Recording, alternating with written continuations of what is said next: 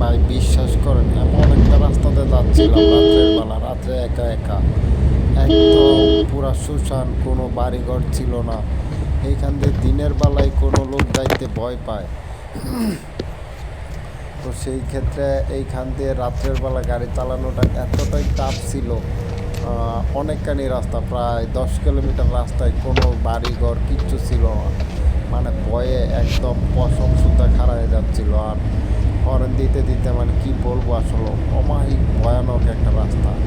রাত্রের বেলা আসলে গাড়ি নিয়ে বাইরে হওয়া বা লং রোড বা কোনো গ্রামের ভিতর দিয়ে চিবি চুবি রাস্তাতে যাওয়ার ভিতরে কোনো বাড়িঘর নাই, এরকম নিপুণ রাস্তা দিয়ে ভাই যাওয়ার যে একটা ভয় কাজ করে, আসলে প্রতিনিয়তই ড্রাইভারদের এতই রিস্ক নিতে হয় যে কত কত চিবি চুবি, কোনো রাস্তা চিনা নাই, চিনা জানা অজানা রাস্তা দিয়েও অনেক সময় যাওয়া হয়। এই রাস্তা দিয়ে যাওয়ার পথে 2টা শ্মশান ঘাট পারানো লাগছে।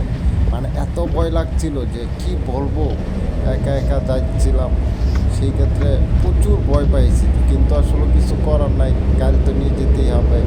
সকালবেলা আবার ফার্স্ট ইয়ারে কাজ আছে, যার জন্য আমাদের এরকম রাস্তা দিয়ে একা একা যাওয়া লাগছে, সাথেও কেউ ছিল না। এতটাই ভয়ানক রাস্তা যে কি বলবো, একটা লোক বা একটা পাখি পর্যন্ত নাই, এত স্তব্ধ একটা রাস্তা।